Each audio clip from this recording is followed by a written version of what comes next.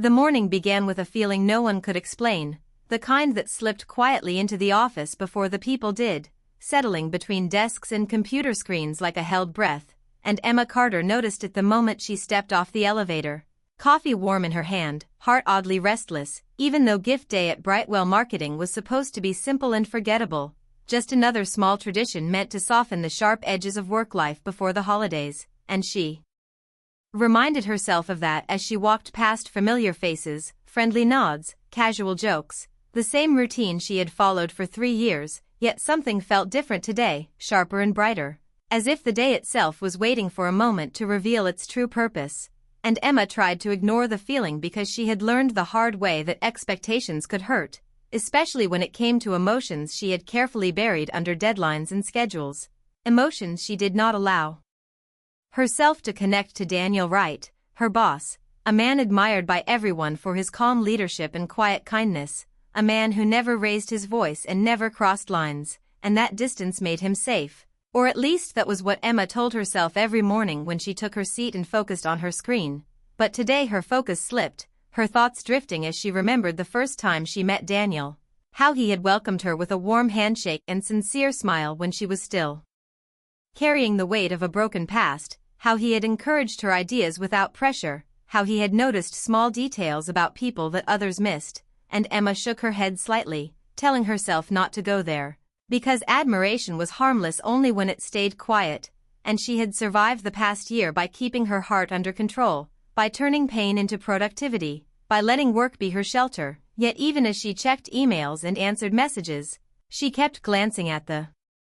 clock, feeling the slow pull of anticipation she did not want to name, and around her the office buzzed with a strange energy, coworkers whispering about gifts, laughing louder than usual, the air thick with coffee and winter coats, while holiday music played softly from someone's desk. And when Daniel finally stepped out of his glass-walled office, the room seemed to shift, conversations slowing, attention turning toward him without effort, because he had that presence, the kind that did not demand notice but earned it, and he smiled as he looked around, hands relaxed in his pockets, saying good morning to a few people by name, including Emma, whose chest tightened slightly when their eyes met, and she looked away too quickly, pretending to adjust her chair, feeling foolish for reacting at all, reminding herself that Daniel was just her boss, nothing more. And yet when he announced it was almost time for the gift exchange, his voice calm and steady, Emma felt her heartbeat change.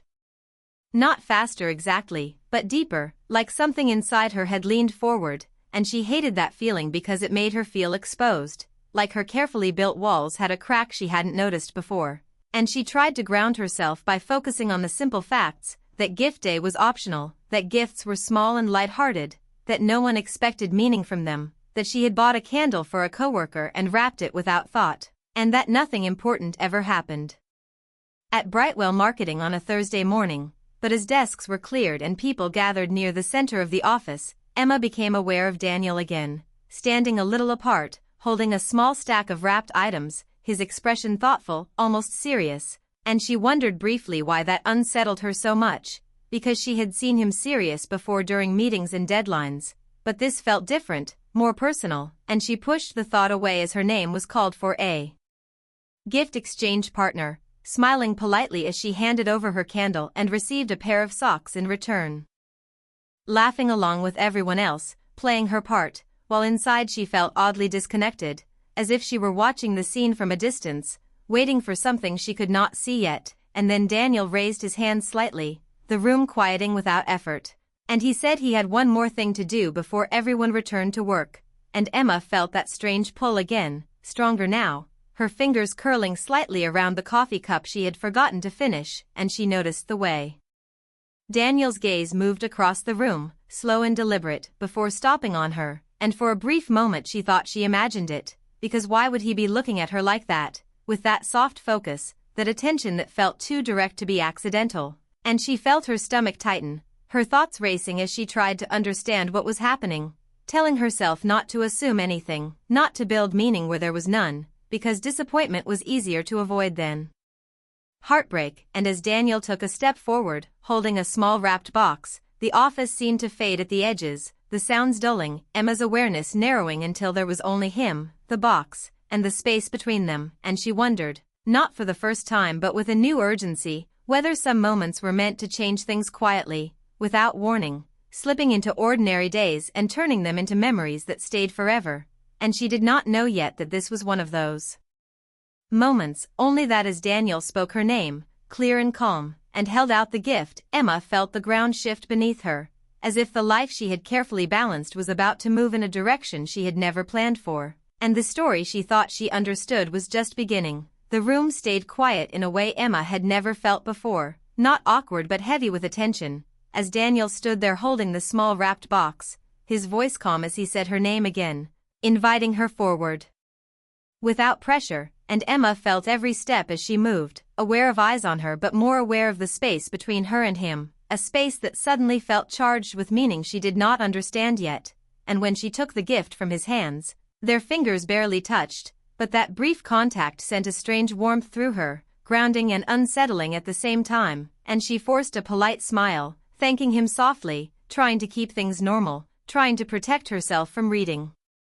too much into a simple office moment, but the box felt heavier than it should have, not in weight but in presence, as if it carried something more than an object, and when Daniel nodded once and stepped back, giving her room, Emma returned to her spot, her heart beating faster now, coworkers watching with open curiosity, some smiling, some whispering, but no one speaking, and Emma hesitated only a second before unwrapping the gift, telling herself to breathe, telling herself it was probably a planner or a pen, something thoughtful but safe, something that fit the rules, and when the paper fell away to reveal a slim leather notebook, dark blue and smooth, her first reaction was confusion, quickly followed by a rush of feeling she had not expected, because it was not flashy, not expensive, but it felt deeply personal, and her hands trembled as she opened it, unaware that she had stopped breathing until she read the words on the first page, written neatly in ink, simple and careful. For the stories you haven't told yet, and in that instant the office disappeared, replaced by memories she had locked away, late nights years ago when she used to write until her fingers hurt, stories filled with hope and longing, dreams she had abandoned after life grew heavy with disappointment and loss, and she felt her throat tighten, emotion rising fast and sharp, because no one at work knew this about her, no one except Daniel, who stood a few feet away watching her reaction with quiet attention, not pride, not expectation, just concern, and when he spoke again his voice was steady, gentle, explaining that she had once mentioned writing during a late project night, that she had laughed it off, said it was something she no longer did, and that he remembered because it mattered, because people's unfinished dreams often said more about them than their achievements, and the room stayed silent as his words settled, coworkers shifting slightly, sensing the weight of the moment even if they did not fully understand it, and Emma felt tears threaten, surprising her with their strength, because this was not about a notebook, it was about being seen at a time when she had felt invisible even to herself, and she quickly blinked, steadying her breath, aware that this was still a workplace, still a public space, and she managed a soft thank you, her voice quieter than she meant it to be, and Daniel nodded once, as if that was enough, as if he had not expected anything more, and the gift exchange resumed slowly, conversations picking up again, laughter returning in careful waves, but for Emma everything sounded distant, her attention fixed on the notebook resting in her hands, its blank pages waiting, inviting, challenging her in a way that felt both hopeful and terrifying, and she sat back at her desk as people returned to work, her fingers tracing the edges of the cover, wondering how Daniel could give something that reached so deeply without crossing any lines, wondering how he could show care without asking for anything in return, and she found herself watching him from the corner of her eye as he moved through the office, answering questions, offering smiles, completely normal, as if he had not just shifted something inside her, and that normalcy made the moment feel even more powerful, because it meant the meaning of the gift belonged to her alone, not to the room, not to office gossip, but as the hours passed, Emma struggled to focus, her thoughts circling back to the words on that page, to the part of herself she had hidden for safety, the part that still believed in connection, in expression, in the quiet hope that someone might understand her without her having to explain everything, and she realized with a sudden ache that the gift had opened a door she was not sure she was ready to walk through, because picking up that notebook meant facing old fears, old heartbreaks, and the risk of caring again, and she wondered whether Daniel knew that, whether he understood the depth of what he had given, or whether he simply trusted her strength more than she trusted herself. And when the workday finally began to wind down, Emma stayed at her desk longer than usual, the office growing quieter, lights dimming slightly, the city outside glowing through the windows, and she opened the notebook again, this time turning past the first page, running her fingers over the empty lines, feeling a mix of gratitude and fear settle into her chest, because this gift was not something she could put away and forget. It asked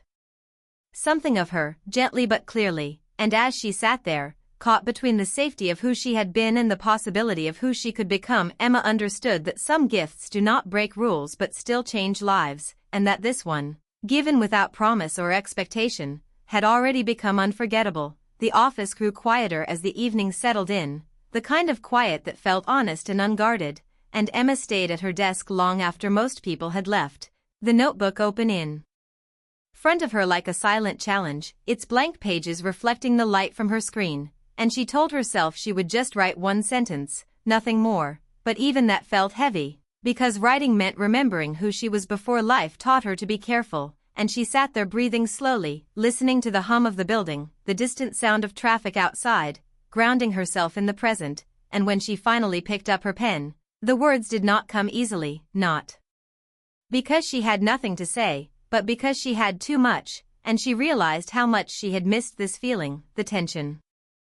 between fear and truth, and she wrote a line, then crossed it out, then wrote another, letting the motion itself matter more than perfection, and time passed without her noticing, until soft footsteps echoed behind her and she looked up to see Daniel standing a few feet away, jacket in hand, his expression gentle and unreadable, and she felt a flicker of surprise followed by calm, because somehow his presence did not feel intrusive, and he spoke quietly, asking if she was okay, his tone free of expectation, and Emma nodded, closing the notebook slowly as if to protect it, and she told him she had stayed to finish something, which was true in a way deeper than work, and Daniel hesitated before speaking again, saying he hoped the gift had not made her uncomfortable, that he worried after the room cleared and he had time to think, because the last thing he wanted was to put pressure on her, and Emma met his eyes, seeing something open there, not fear but care, and she answered honestly, saying the gift surprised her but in a good way, that it reminded her of something she thought she had lost, and Daniel listened without interrupting, nodding once as if he understood more than her words alone, and there was a pause between them that felt full rather than empty, a pause where neither rushed to define what this moment meant, and Emma noticed how the office lights cast soft shadows, how the world outside felt far away, and she felt the pull of something she had avoided for a long time, not attraction in a careless sense, but connection, the kind that grew from being known, and it scared her, because connection meant vulnerability, and vulnerability had once left her broken, and she confessed quietly that she stopped writing after things in her life fell apart, that it was easier to focus on work, to stay useful, to avoid questions she could not answer, and Daniel did not respond with advice or comfort that felt rehearsed. He simply said that sometimes people stop because they are protecting something tender, and that did not mean it was gone, and his words settled into her chest with surprising weight, because they did not ask her to change, they respected the reason she had stopped, and Emma felt her defenses soften just a little, and she admitted that opening the notebook felt like standing at the edge of something deep, exciting and terrifying at once, and Daniel smiled softly, not at her fear but at her honesty, saying that courage often looked like that, quiet and unsure, and that whatever she chose to do with the notebook was hers alone, and he took a step back then, creating space, reminding her without words that he would not push, and that respect meant more to her than any bold gesture could have. And as he turned to leave, Emma felt a sudden ache, a sense of something unfinished, and she spoke his name before she could stop herself, thanking him again, not just for the gift but for believing in her when she had stopped believing in herself, and Daniel paused, meeting her gaze with a seriousness that made her heart ache, and he said that belief was easy when someone showed strength even while hiding, and then he walked away, leaving Emma alone with her thoughts, and she sat there for a long time after, replaying the conversation, feeling the shift inside her, realizing that the gift had not just reopened her love for writing but had awakened feelings she had carefully kept distant, feelings of admiration and warmth that now carried a quiet longing, and she knew she needed to be careful, to respect boundaries, to protect the fragile balance they shared. But she also knew she could not pretend nothing had changed, and that night when she finally left the office, notebook tucked safely in her bag, Emma felt a mix of fear and hope follow her into the cold air, understanding that some moments do not demand action but still change the way the heart listens, and this one had done exactly that. The weeks that followed moved faster than Emma expected, not because of dramatic events but because something inside her had quietly come back to life, and every morning she carried the notebook with her like a promise she had made to herself, writing during lunch breaks, early hours, and late nights, letting words flow without judgment, letting memories and hopes share the page, and the more she wrote the lighter she felt, as if pieces of her that had been scattered were finding their way home. And at the office she noticed changes too, subtle but real, her confidence returning in meetings, her voice steady when she shared ideas, her posture less guarded, and Daniel noticed, though he never said anything directly, instead showing his support through small gestures, thoughtful feedback, space when she needed it, respect that never blurred into expectation, and that made the connection between them feel safe, something built on trust rather than impulse. And Emma learned to live with the quiet tension of unspoken feelings, the warmth that appeared when their eyes met, the understanding that passed between them without words, and she accepted it as something meaningful even if it never became more, because it had already given her so much. And then one afternoon, just as winter light faded early through the windows, Daniel asked if she had a moment, his tone gentle but serious, and they stepped into a small meeting room, the door left open, the space filled with honesty rather than secrecy, and he told her he had accepted a new position in the Vancouver office, a promotion that came with responsibility and distance, and Emma felt the news hit her harder than she expected, a sharp drop in her chest followed by a steady breath as she reminded herself that this was good for him, that growth often required leaving something behind, and she congratulated him sincerely, meaning every word, and Daniel thanked her, saying he wanted her to hear it from him first, that working with her had reminded him why leadership mattered, because it was about helping people grow, and Emma listened, her emotions steady but deep, and when she told him the notebook had changed her life more than he could know, he smiled, eyes soft, saying that she had done the hard part herself, and there was a moment then, quiet and full, where both of them acknowledged what they were not saying, the connection that had grown carefully and respectfully, the feelings that had stayed unspoken because timing and circumstance mattered, and Emma felt a gentle sadness mixed with gratitude, because not every meaningful story needed a different ending to be real, and on Daniel's last day, the office gathered again, this time for goodbyes, laughter and speeches filling the room, and when it was over, Emma stayed behind as she had once before, opening the notebook to a new page, and when Daniel stopped by her desk one final time, they shared a look that held respect, warmth, and acceptance, and Emma thanked him for seeing her when she was hiding, and Daniel thanked her for reminding him that kindness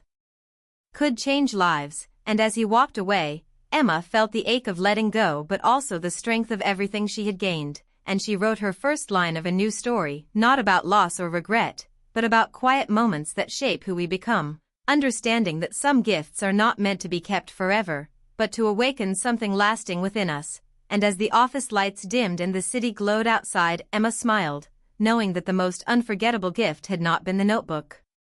but the courage to begin again.